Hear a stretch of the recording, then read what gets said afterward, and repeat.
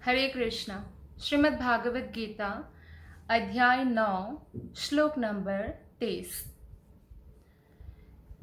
येऽप्यन्ना देवता भक्ता यजन्ते श्रद्धयान्वितः तेऽपि मामेव कौन्तेय यजन्त्या विधिपूर्वकम्। येऽप्यन्या देवता भक्ता यजन्ते श्रद्धयान्वितः तेऽपि मामेव कौन्तेय यजन्त्या विधिपूर्वकम्। अनुवाद और तात्पर्य श्रील प्रभुपाद के द्वारा। श्रील प्रभुपाद की जय। अनुवाद।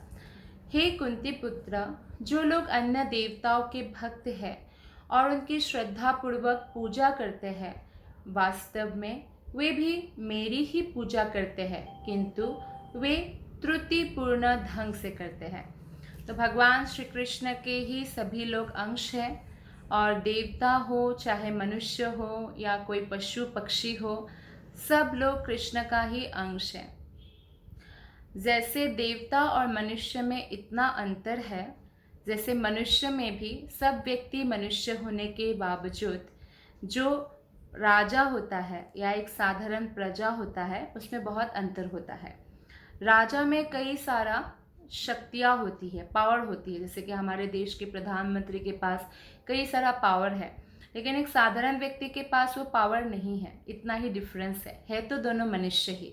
इसी प्रकार हम भी आत्मा है, देवता लोग भी आत्मा है, लेकिन जिसको देवता का शरीर मिला हुआ है उनके पास विशेष शक्तियाँ हैं, क्योंकि वो भगवान के आज्ञा के अनुसार भगवान के प्रशासनीय अधिकारी बनते हैं, यानी एडमिनिस्ट्रेटिव स्टफ। जैसे अग्नि देवता अग्नि को देखभाल करते हैं, वायु देवता वायु को, इस प्रकार सब देवताओं का अलग अलग डिपार्टमेंट है।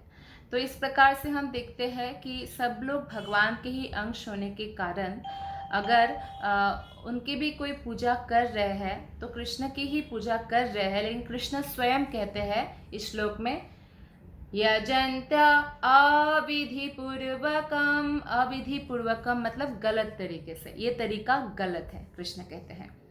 श्री कृष्ण का कथन है, जो लोग अन्य देवताओं की पूजा में लगे होते हैं वे अधिक बुद्धिमान नहीं होते हैं। जैसे कि जो पहले के श्लोका है हम इसमें भी पढ़ चुके हैं, और भगवान स्वयं कहते हैं कि मैं ही सबका जन्मदाता हूँ, पिता हूँ मैं ही। तो देवताओं का भी कृष्ण ही है, तो हमें परम ईश्वर कृष्ण की पूजा करनी चाहिए। तो अगर कोई कृष्ण की पूजा ना करके, यानी जो वृक्ष है, वृक्ष की जड़ में पानी ना डाल के वृक्ष के पत्तों पत्तों पर पानी डालते हैं, तो ये गलत तरीका है वृक्ष को पानी देने का। ठीक उसी प्रकार से जब हम कृष्ण की सेवा करते हैं तो सब लोग संतुष्ट हो जाते हैं, समस्त देवी देवताएं भी संतुष्ट हो जाते हैं। तो ये सही तरीका है कि हम कृष्ण की ही सेवा करें। और अगर कोई कृष्ण की सेवा ना करके देवताओं की सेवा करते हैं तो कृष्ण कहते हैं कोई बात नहीं, उनकी पूजा भी मुझे मिलती तो है, क्योंकि देवतागण तो कृष्ण के भक्त है। जो भी हम उनको आहुति देते हैं तो वो पहले कृष्ण को अर्पण करते हैं, और कृष्ण जो प्रसाद के रूप में उनको प्रदान करते हैं वो ग्रहण करते हैं। तो इस प्रकार से एक प्रकार से इनडायरेक्ट सेवा है कृष्ण की, लेकिन कृष्ण चाहते हैं कि हम कृष्ण की डायरेक्ट सेवा करें, क्योंकि ये गलत तरीका है, कृष्ण इस श्लोक में कहते हैं। और ये भी कहते हैं कृष्ण कि देवताओं के पूजक बहुत बुद्धिमान नहीं होते हैं। तो जो अगर कोई ऐसा व्यक्ति है कि वो नहीं जानता है कि आमाशय में भोजन जाने के बाद ही शरीर को शक्ति मिलेगा, तो फिर उसको कोई बुद्धिमान नहीं मानेगा। अगर वो सोचेगा कि मैं हाथ से खाऊंगा, कान से खाऊंगा, नाक से खाऊंगा, तो मुंह से ही खाना होगा और पेट में ही डालना होगा, वही बुद्धिमान है। तो इसी प्रकार जो वेदों का परम लक्ष्य है वो कृष्ण है, कृष्ण की ही हमें सेवा करना होगा, तभी हम आनंदित रह सकते हैं, क्योंकि हम आत्मा हैं, कृष्ण के अंश हैं। तो इसी प्रकार जो है विभिन्न देवता की सरकार के विभिन्न अधिकारी तथा निर्देशक है। मनुष्य को अधिकारियों या निर्देशकों द्वारा नहीं अपितु सरकार द्वारा निर्मित नियमों का पालन करना होता है। मतलब सरकार जो नियम बनाया है उसका हमें पालन करना है। हम ये नहीं कि अच्छा इस अधिकारी का हम पूजा करते हैं, इस अधिकारी का मानते हैं, तो अधिकारी का नहीं, हमें सरकार के नियमों का पालन करना है। इसी प्रकार हर एक को कृष्ण की पूजा करनी चाहिए, परमेश्वर की पूजा करनी चाहिए।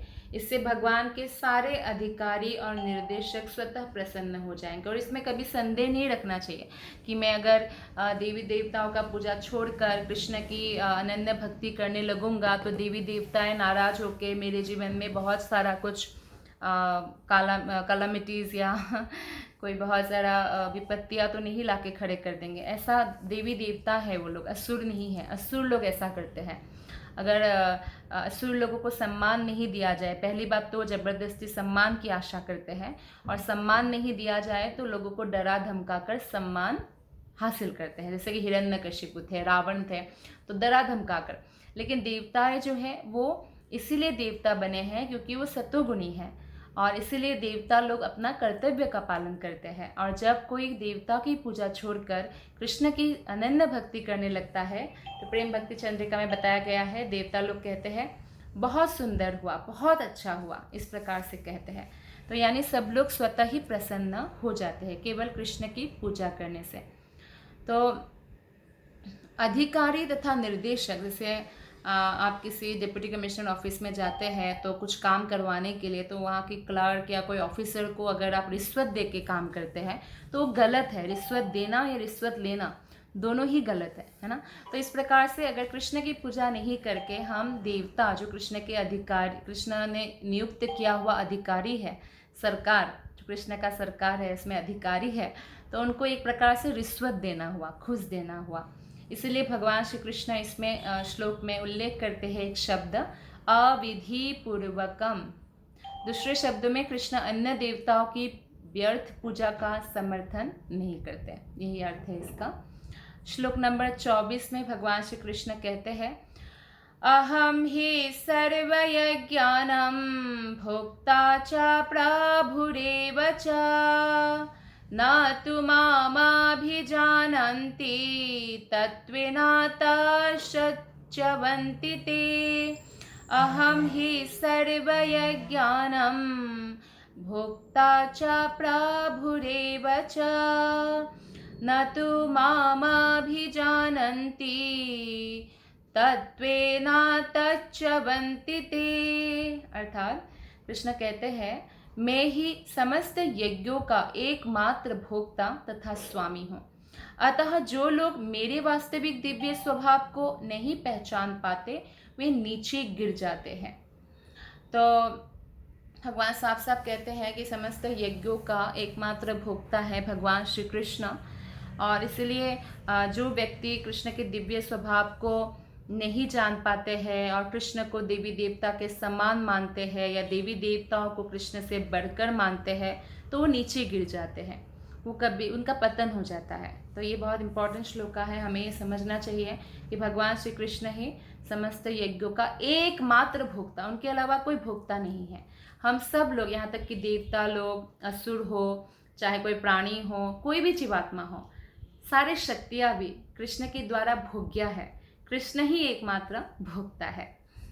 यहाँ यह स्पष्ट कहा गया है कि वैदिक साहित्य में अनेक प्रकार के यज्ञ अनुष्ठानों का आदेश है, किंतु वस्तुतः वे सब भगवान को ही प्रसन्न करने के लिए निमित्त है। तो यज्ञ का एक अर्थ है विष्णु, यज्ञ मतलब विष्णु, इसलिए कहा गया है नारद पंचरात्र में आराधितो यदि हरि तपस्या तत किम न आराधितो यदि हरि तपस्या तत किम। अगर आपने हरि की आराधना नहीं किया तो तपस्या की क्या ज़रूरत है, और अगर आप हरि की आराधना करते तो क्या तपस्या की ज़रूरत है, क्योंकि यज्ञ का अर्थ ही होता है विष्णु। भगवत गीता के 3 अध्याय में यह स्पष्ट कथन है कि मनुष्य को चाहिए कि यज्ञ या विष्णु को प्रसन्न करने के लिए ही कर्म करे। मानवीय सभ्यता का समग्र रूप वर्णाश्रम धर्म है, और ये विशेष रूप से भगवान विष्णु को प्रसन्न करने के लिए, जो वर्णा आश्रम है, 4 वर्ण है, ब्राह्मण क्षत्रिय वैश्य शूद्र, 4 आश्रम है, ब्रह्मचारी गृहस्थ वानप्रस्थ संन्यास, ये सभी वर्ण सभी आश्रम कृष्ण को प्रसन्न करने के लिए है। क्योंकि भगवान श्री कृष्ण इस श्लोक में कहते हैं मैं समस्त यज्ञों का भोक्ता हूँ क्योंकि मैं परम प्रभु हूँ। अहम ही सर्वयज्ञानां भोक्ता च प्रभुरेव च, मैं ही भोक्ता हूँ। लेकिन जो कम बुद्धिमान लोग हैं वो इस तथ्य को नहीं जान पाते हैं। वो नहीं जान पाते हैं कि भगवान श्री कृष्ण सर्वशक्तिमान है, वो कुछ भी दे सकते हैं। जब वो भगवत धाम में हमें स्थान दे सकते हैं तो मटेरियल जो भौतिक वस्तु है वो तो बहुत छोटी चीज़ हुई, लेकिन फिर भी ये नहीं जानते हुए वो थोड़े से लाभ के लिए देवताओं को पूजते हैं। अतः वे संसार में आ गिरते हैं और हमेशा भव संसार में ही रहते हैं, भव बंधन में रहते हैं, क्योंकि कृष्ण के अलावा, विष्णु के अलावा कोई भी मुक्ति प्रदान नहीं कर सकते हैं। इसलिए जो व्यक्ति देवताओं को पूजते हैं उनको जीवन का लक्ष्य प्राप्त नहीं होता है। यदि किसी को अपनी भौतिक इच्छा भी पूर्ति करना है तो कृष्ण के पास जाना चाहिए। कृष्ण भौतिक इच्छा पूर्ण कर सकते हैं। हालांकि ये शुद्ध भक्ति तो नहीं है, हमें शुद्ध भक्ति करनी चाहिए, लेकिन फिर भी अगर कोई भौतिक इच्छाएं रखते हैं तो किसी और से मांगने से अच्छा उनको कृष्ण से मांगना चाहिए, और इस प्रकार उसको वांछित फल प्राप्त हो सकेगा। धन्यवाद। हरे कृष्ण।